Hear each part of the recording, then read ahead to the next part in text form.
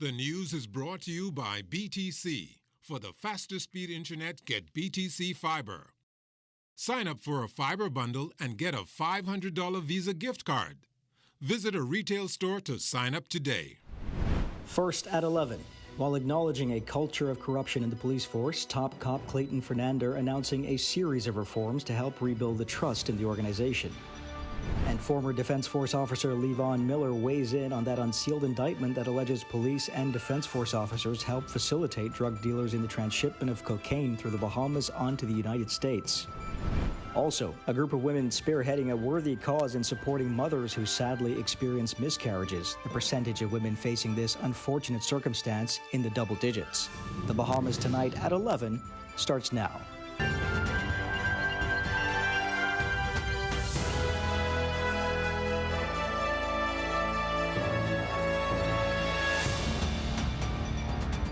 Good evening, everyone. I'm Royston Jones, and this is the Bahamas Tonight at 11.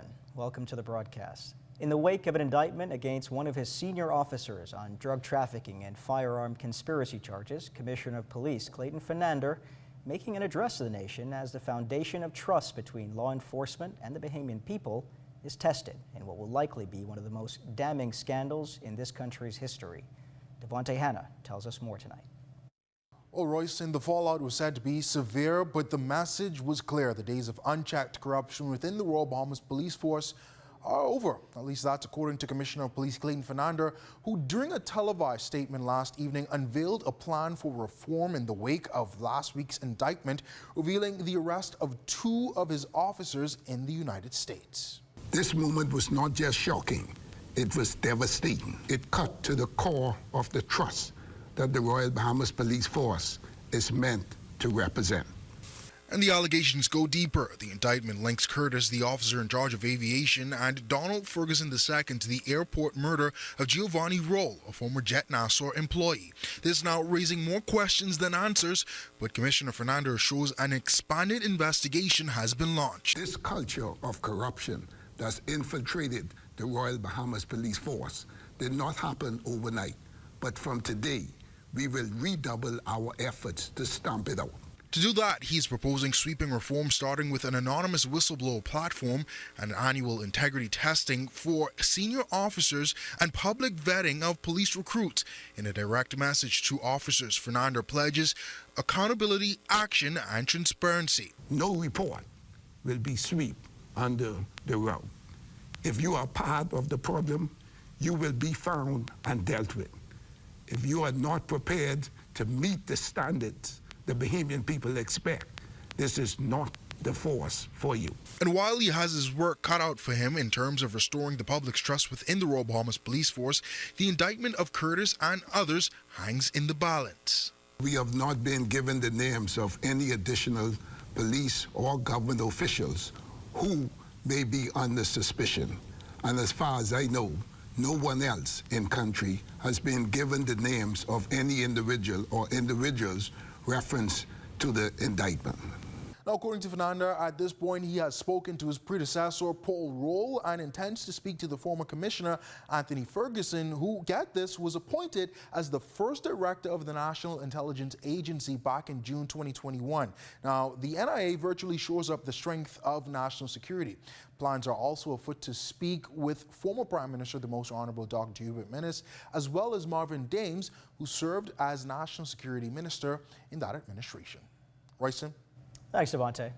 Former police officer, now president of the Bahamas Christian Council, Bishop Delton Fernander, among those listening closely to the Commissioner Fernander's address. Corval Pyfram has that angle tonight. Christian Council head Bishop Delton Fernander believes Police Commissioner Fernander's national address Sunday outlining a new framework to rebuild the force by targeting the failures and breaches in trust, especially amplified due to a number of recent public corruption scandals involving high-ranking officers, is a step in the right direction.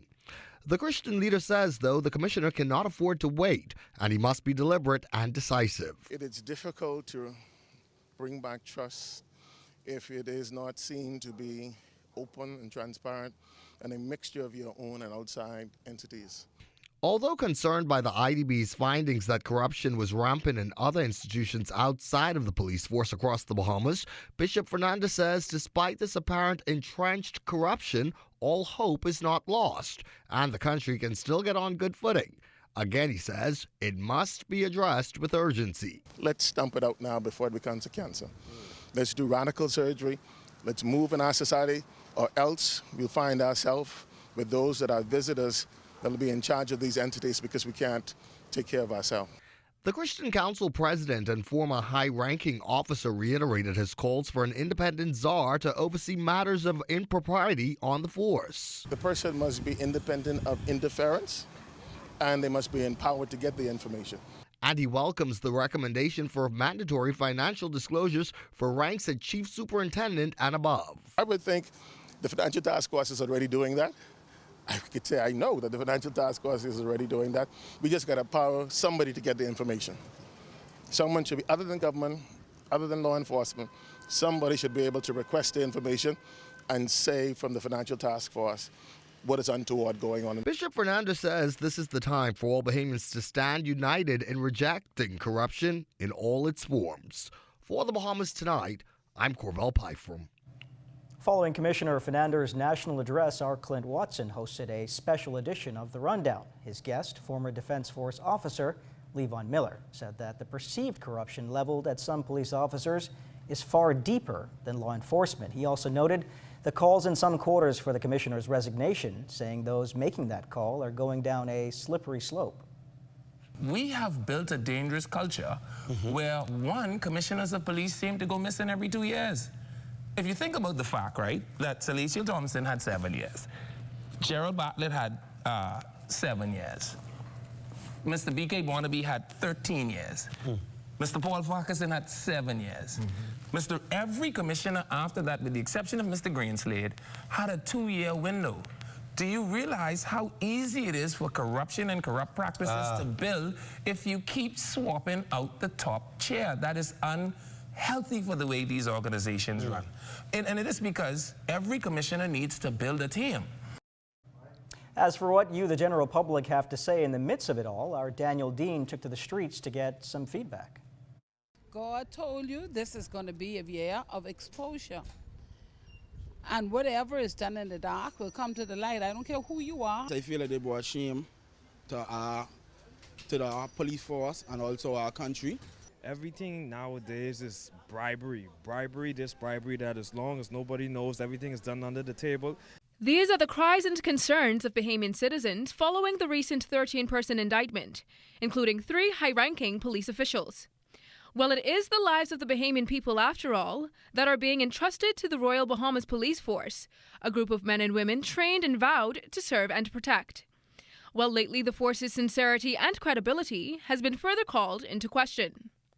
The case involving illegal firearms and cocaine possession came to light just 6 days ago. Where do the weapons come from? Of course, the bad US of A, but nobody forces you to buy the weapons. Nobody forces you to take the weapons, right? So how do they end up on the streets here? Only 2 ways, by air or by sea. Who is controlling air and sea? That's customs. Immigration, that's your second and third body. One Bahamian woman insists if the United States was not at the end of the discovery, there would be no local knowledge of the crimes. I thank God it didn't happen here, so there could be no cover-up. No one could be swept under the rug. I thank God it happened there. So let the chips fall where they may.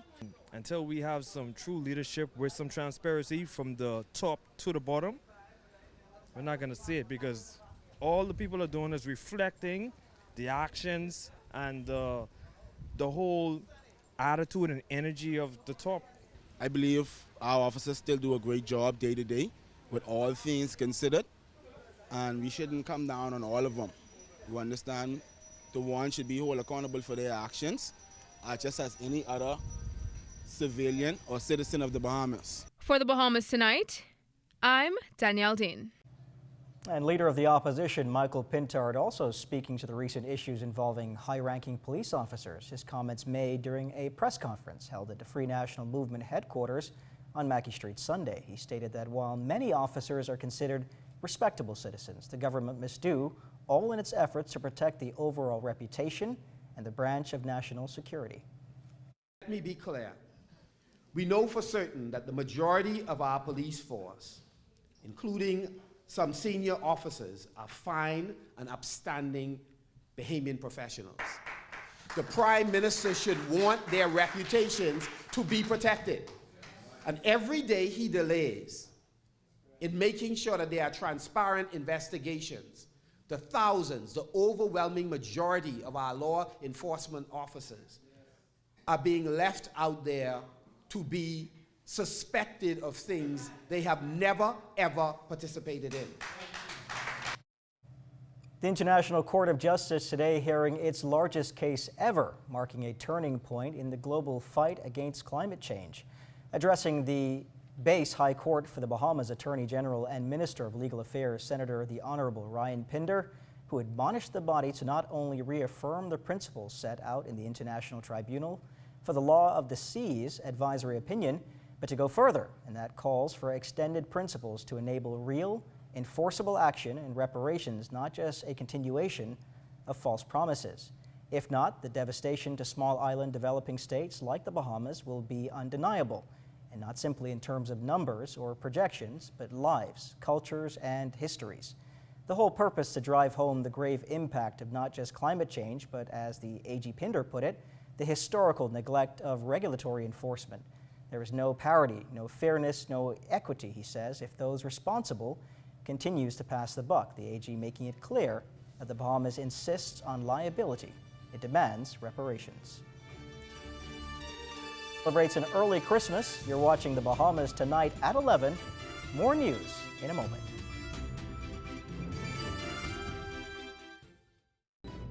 This portion of the news is brought to you by Bahamas Striping Group of Companies. 20 Bahamians receiving honors today on Mount Fitzwilliam as part of the investiture of New Year's Honors 2023 and 2024 and the King's Birthday Honors 2023 and 24. Prime Minister the Honorable Philip Davis was on hand for the ceremony, congratulating honorees for their work and thanking them for their service to the country. In his address, the Prime Minister highlighted the significance of their achievements and reminded them the importance of building the next generation of outstanding Bahamians. Beyond paying tribute to the shared histories and principles that unite the nations of the Commonwealth, these accolades symbolize the abiding values that have long uplifted humankind: altruism, integrity, and generosity of spirit. They also attest to the productive and enduring relationship between the Commonwealth of the Bahamas and the United Kingdom. Honorees, it is with profound pride and appreciation that I say to you all, well done. I'm sure support from your family, friends, and communities helped you on your journey to this hilltop. I ask that you now look around to identify those in your neighborhood, your industry, and your nation in need of a helping hand. Continue to lead by example, placing service above self.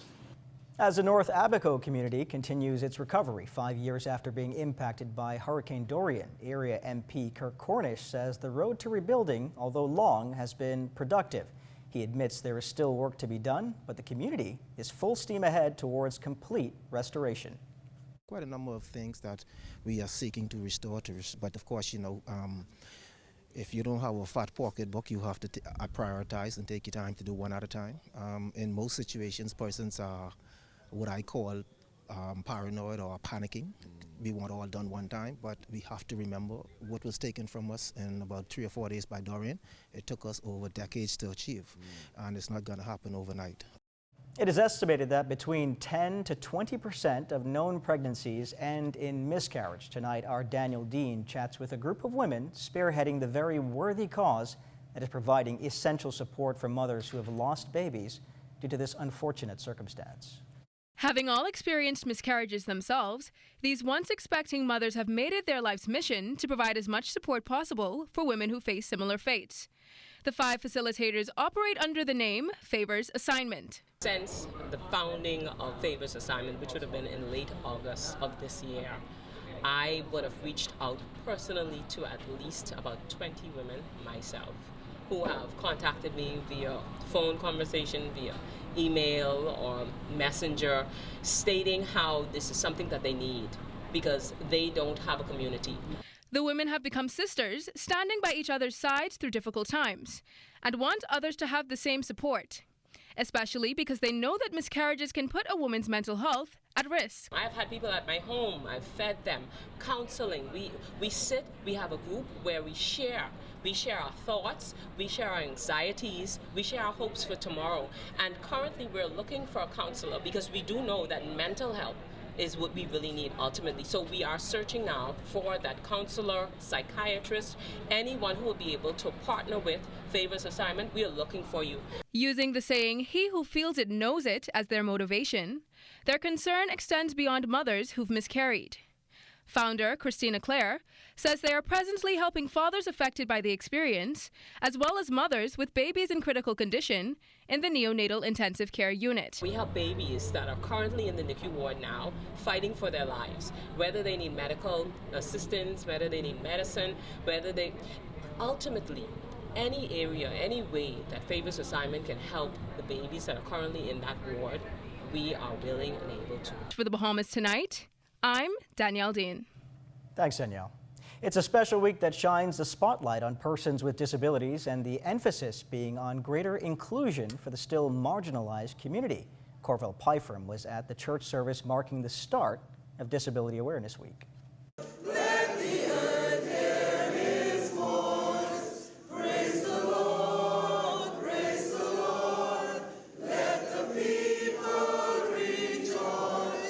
As Disability Awareness Week kicks off with this church service at First Baptist Church today, wife of the Prime Minister Anne-Marie Davis not missing the opportunity to underscore the need for inclusion. We have to remove that stigma.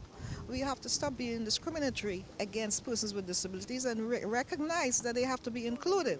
Increase accessibility so that they will be included in the workplace and everywhere else. A holy hand, because God is in the business of lifting up broken parts, lifting up people who are in pieces, lifting up the downtrodden, lifting up the left out. We serve a God that speaks to the disabled and say that you're gifted, you're blessed, and you're in my hands.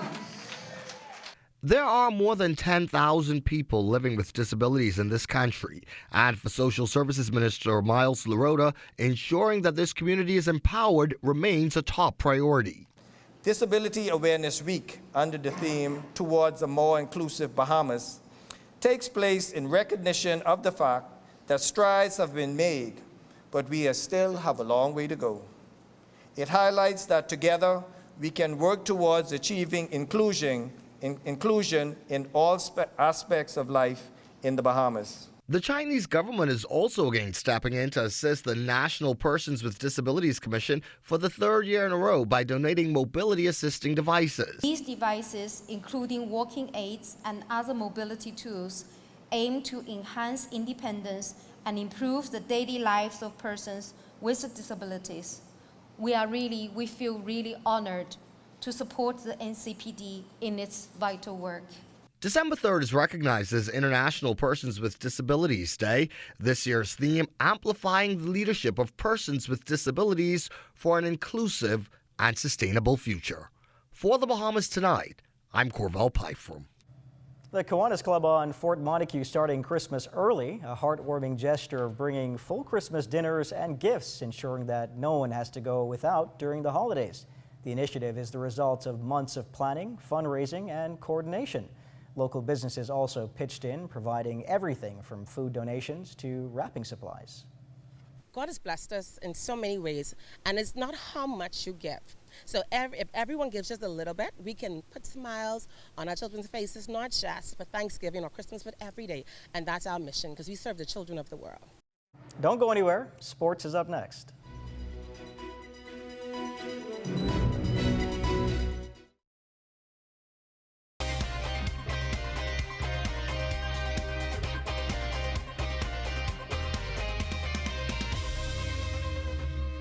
Welcome to your ZNS Total Sports Check late night edition, everyone. I'm Marcellus Hall. Bahamas Hoops is now in the books for another year. This year's tournament featured a couple of teams that had Bahamians' involvement, including Coach Yo and the Ole Miss Lady Rebels, and of course, VJ Edgecombe and his Baylor Bears on the men's side. Standing by with a complete wrap-up now is our Amajal Notes.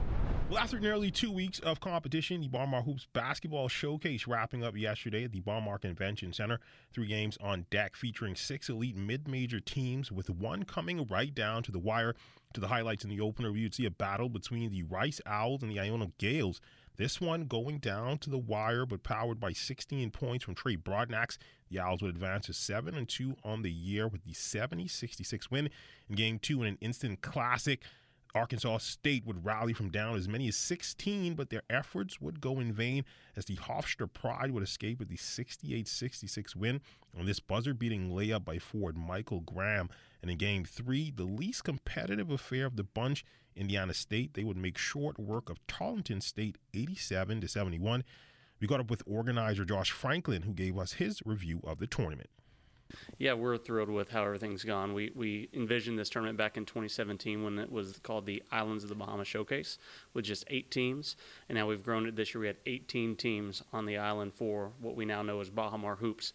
Multiple different divisions from men's high levels to women's high levels, and now our men's mid-majors that are wrapping up. We think that this tournament itself should generate somewhere between 8,000 and 9,000 room nights for the island, which is the most important part for us. He also spoke about the importance of incorporating Bahamian talent into the showcase. Yeah, we always target those folks. If we can get some of the Bahamians back home, that's what we want to do. VJ on Baylor's team was really exciting. Obviously, we got to see them win in a double overtime thriller. Great for television, great for those folks in the stands. And then Coach Yo, whenever we found out she was available to come back, I think she's been on island now 3 years in a row with Bahamas Hoops, and then in the battle, and now back with Bahamas Hoops again. So she's great to work with, and it's important for us to be able to bring some folks out to see those Bahamian athletes play. We worked with the Ministry of Education, the Ministry for Tourism, and several other groups to try to bring some of the school kids out to see what could be the potential for them down the road. And Franklin promising bigger and better things in 2025. For ZNS Total Sports, I'm Amajal Notes. All right, thanks, Amo. Well, the New Providence Volleyball Association. 2 games yesterday at the Donald Davis Gym. Opener, the Ladies Panthers taking down the Setzi Paupers in straight sets, 25-9, 25-15, and 25-12. In the men's game, Avengers, they beat the Technicians B in 4 sets, 19-25, 25-19, 25-23, and 25-23. To the NBA, where DeAndre Ayton back from injury. Portland Trail Blazers hosting the Dallas Mavericks on Sunday night. This was a high-scoring affair, but the Blazers unable to win on their home floor. They go down 137-131. Ayton played 31 minutes, would score 18 points to go along with 7 rebounds and 3 assists. Blazers now hit the road. They play the Clippers and Kai Jones. That's going to come your way on Tuesday evening. And that's it. To check on sports for you here tonight. Of course, we do have our Tuesday weather still to come. Stay with us.